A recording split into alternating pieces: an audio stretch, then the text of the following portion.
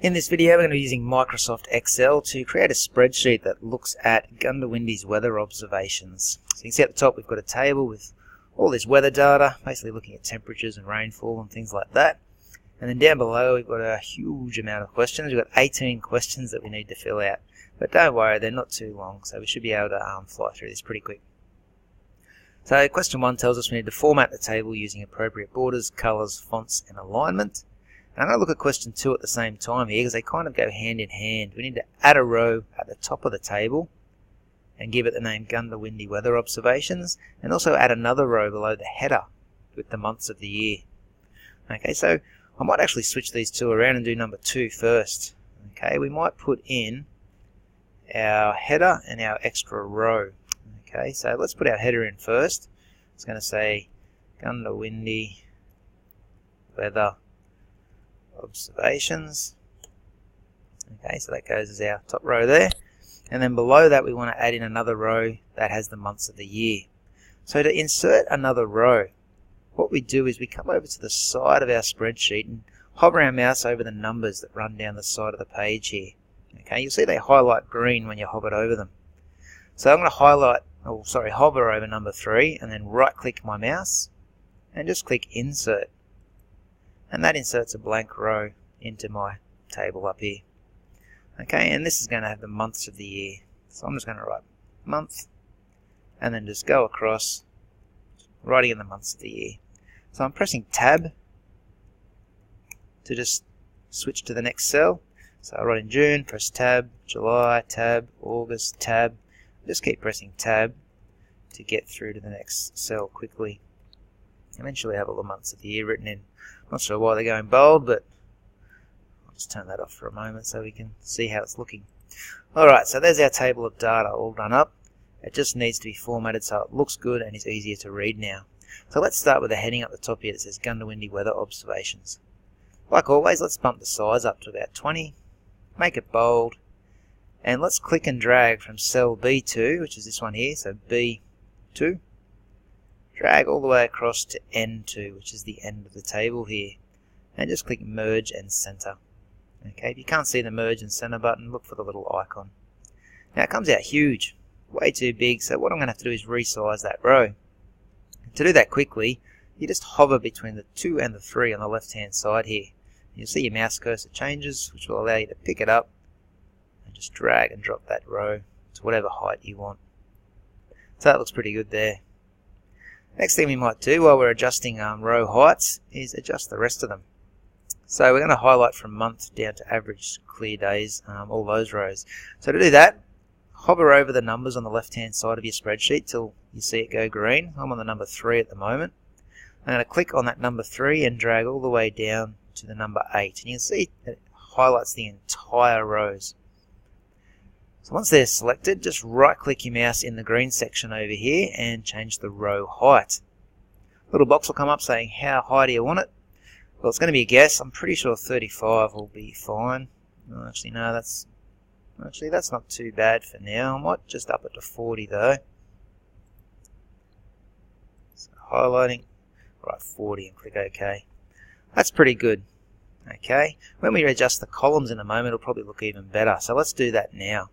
To highlight the columns, you just need to hover over the letter B here until it goes green, and then click on that B and drag till we get over to the letter N. Okay, once we're on the letter N, now we can right click our mouse anywhere on this green bar, so on any of those letters, and change the column width. Column width is going to be a guess. We'll try 15 and see what happens. That's a bit too big, so we'll right click again, change the column width, we'll try 12. That looks better. Okay, actually that's a really good size. I might stick with that. So I've got 12 for our column width at the top there. Next thing I might do is throw some borders in. So I'm just going to select all of my table data, head up to the little border window and choose all borders. A bit of colour now wouldn't hurt. So in the top row I'm going to choose maybe a darker yellow, something like that. And for the month, say like little subheadings, I'll choose the next yellow up. And then every second row after that, so just rows 2 and 4 I guess in the table of data there, we'll make even lighter yellow. That looks pretty good. We might make our subheadings bold, so highlight them and just press the letter B up the top to make them bold. Headings down the side here, probably worth making them bold as well. And I think it would look pretty good too if we center all of the text. So if we highlight all of the text and just choose the center align option there, just centers all that text, and that's a pretty good looking table now. I'm happy with that. So I think we've just answered question 1 and 2. We formatted it nicely, added in a heading, and added in this row with all the months of the year. Okay, so we can tick off the first 2 questions. They are done. Looking at number 3, it tells us what is the average max temperature across the entire year. We've got to use the average formula to work it out. We write our answer over here in the grey box. So looking through our table here, I can see the max temperatures, basically the first row of information here. We're looking at the highest average temperature for each month of the year. Okay, and we want to average out all of those temperatures to get one final average temperature for Goondiwindi throughout the year.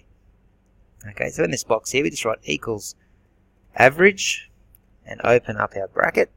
Let me just highlight the numbers that we want to average out. So that's all those numbers in the max temp row.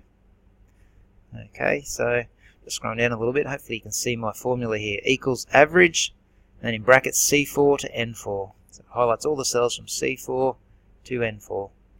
Press enter, and you get an answer of 26.741 blah blah blah blah blah. Okay, we might need to shorten that down a little bit. Okay, so let's just format this cell so we just round it up to maybe 1 decimal point. And the way you do that is just right click your mouse, format cells, choose number, and instead of 2 decimal places choose 1 and click OK. So we can see now the average maximum temperature in Goondiwindi each year is 26.7 degrees.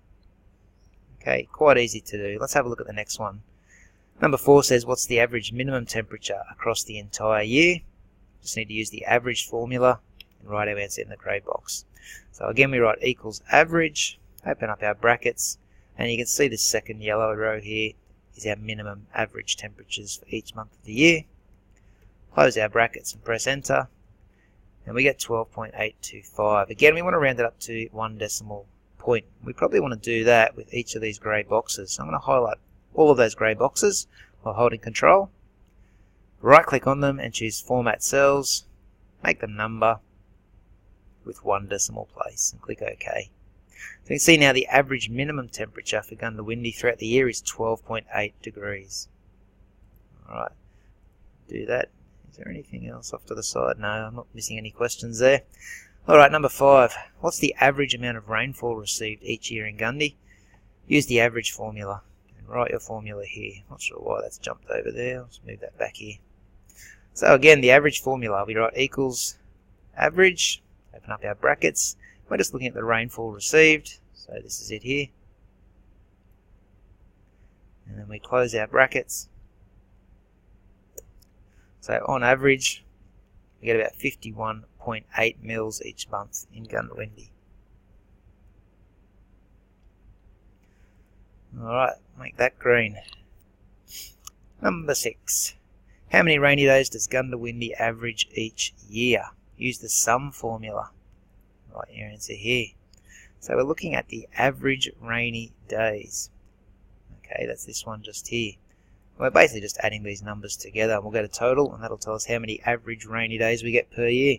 So we write equals sum, open up our brackets, and we highlight the average rainy days. Close our brackets, press enter. So on average we get about 53 rainy days per year in Goondiwindi. It's not much, is it, when you think there's 360 odd days a year throughout the year. Looking at number 7 now, how many clear days does Goondiwindi average each year? Okay, again we'll be using the sum formula, so let's write equals sum. Let's look at the average clear days. Okay, add them together and we get 168 days roughly, which is just pure sunshine, no clouds or anything like that. So it's not too bad. Number 8, using the max formula we need to determine which month of the year is usually the hottest. Okay, and we need to write our formula in here. So this time we write equals and then the word max, because We're looking for the maximum number in a range. Open up a bracket, and we're looking for the hottest temperatures, so we look at the max temperature section and highlight all of those. Close our bracket, press enter. 34.1 is the hottest average temperature. So if we have a look through this top row of data, 34.1 belongs to January, the first month of the year. Okay, so just looking across in our box here, it says write your answer here.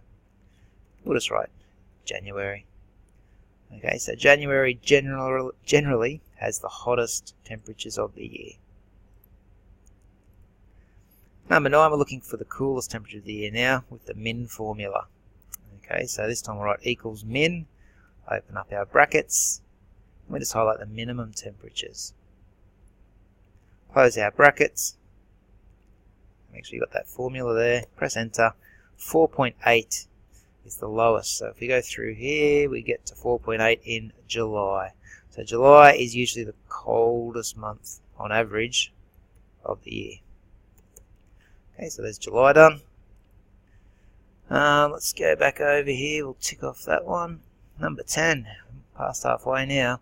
Using the min formula, determine which month of the year is usually the driest. Okay, that's the one that receives the minimum amount of rainfall. So let's write equals min, open up a bracket. Looking at the rainfall here, let's highlight all the rainfall totals. Close our brackets. It tells us 33.1 mils on average is the least amount of rain we get throughout the year, so that belongs to August. That's usually our driest month of the year, as it averages the least amount of rainfall. So let's write August in there. Okay, number 10's done. Number 11, using the max formula, we need to determine which month of the year is the wettest. Okay, so it's basically the opposite of what we just did, so equals max. Look at the average rainfall again and highlight all them, so C6 to N6. Close the bracket, press enter, and we get 78.5. So looking at our list here, straight to it just here, January is generally the wettest month of the year, probably because we get all the storms and whatnot. So we write January for our answer on the right hand side. Alright, and 11's down. Number 12, using the max formula, determine which month of the year averages the most rainy days. Okay, so let's write equals max. Looking at rainy days now, so the average rainy days. Let's just highlight all those numbers. We get 5.8. Again, no surprises there, it's January, but if we come across also December. Okay, so you've got 2 months to take out a tie there. So I'll just write Jan and December.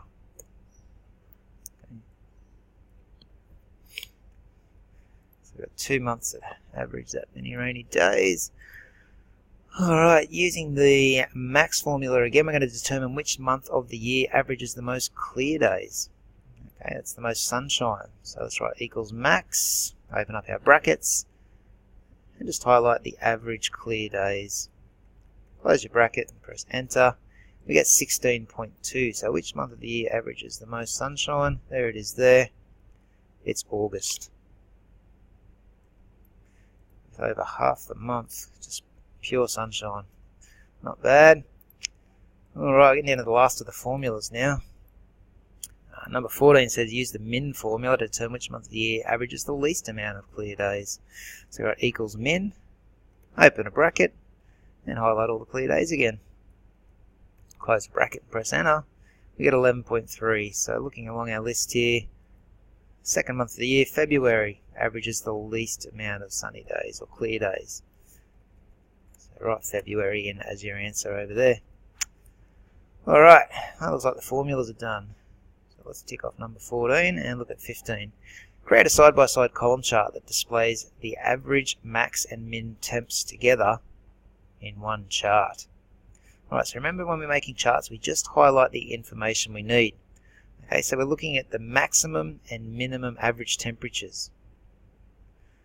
Alright, so let's highlight the average and maximum and minimum temperatures. Okay, we also want to have a look at probably the months. So we've highlighted basically those first 3 rows from January, which is in cell C3, all the way down to 18.8 here in cell N5. Now let's pop up to our Insert tab and we'll try and put a column chart in. Okay, if you just hover over that first column chart, you can see you've now got a side-by-side column chart. Alright, we've got the maximum temperatures in the blue and the minimum temperatures in the orange. Okay, so let's give it a title, so max versus min temperatures. It's a good idea to give your chart some labels, so add in a chart element and give it an axis title. On the horizontal, we'll just give it a name, maybe month, and then we'll add another chart element and use the primary vertical and give it a name. We'll just write temperature. Probably should write average temperature, I reckon. Average temperature.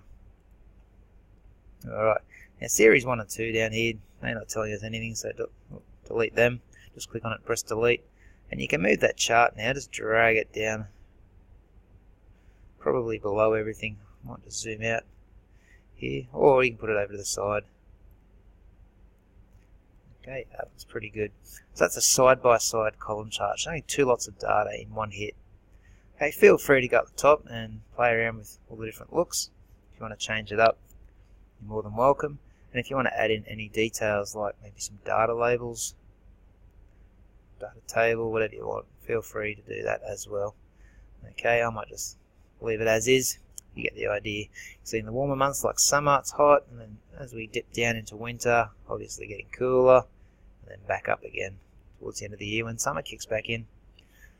Alright, so that's our side-by-side column chart done. Number 15 can be ticked off. 3 to go. 16 says create a line chart, shows the average rainfall across the entire year. So remember, just highlight the information we need. So average rainfall this time. Let's start in cell C6. Drag all the way across to N6. That's our rainfall data. We also want to hold control and highlight the months of the year. Okay, so that's all the data we need for the average rainfall. And number 16 told us we need to make a line chart. So in Insert, select the line chart option. Usually the first one is just fine. Again, we'll just shove it over to the side here. And then I'll zoom in a bit so you can see what we're doing to it. Sorry, there we go. So we've got this line chart now. Let's just give it some names. I don't know why this format box came up, but average rainfall. Okay, if you wanted to make it bigger and bolder, by all means go for it. Average rainfall, and then remember to use your axis titles here. So the horizontal axis is the months, and then we've also got the primary vertical.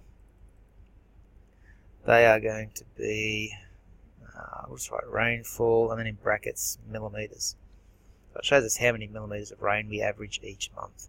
You can see in the warmer months we get quite a bit more rain. As we come down to winter, it dips down. We don't get too much rain, and then as summer rolls back around and storm season's here, our data goes back up. We're starting to get a bit more rainfall again.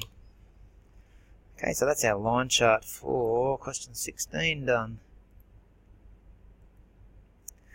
Alright, 17, create a bar chart showing the average rainy days throughout the year.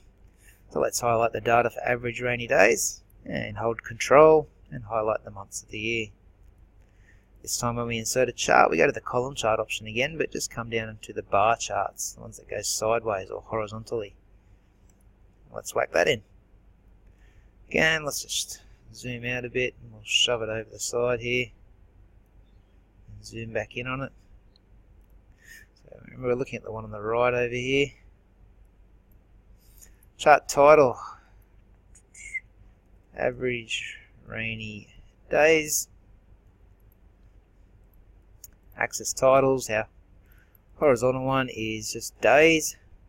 Actually, we'll write rainy days so it makes a bit more sense. And then the vertical is obviously months. Oops. Alright, and again, feel free to come up and change it. You can even click on the blue bars if you want to. I think you can change the colours. maybe. Oh yeah, there we go. So you can play with the colours there. Choose whatever you want. So I might just go green for that one.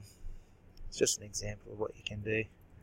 I might make this heading bold like I've done with the others. There we go. So that's a bar chart. The ones that run left to right or horizontally is a bar chart. The ones that go up and down or vertically are column charts. We'll tick that off. We're up to the last one now. Number 18, we're creating a 3D column chart showing the average clear days across the entire year. So the average clear days is our last row of the table, so highlight those numbers, highlight the months of the year, click insert. We want a column chart. This time we want a 3D column chart though. Okay, so click on that. Zooming out again, we'll just come and whack that underneath one of the ones over here. And then we'll zoom back in on it.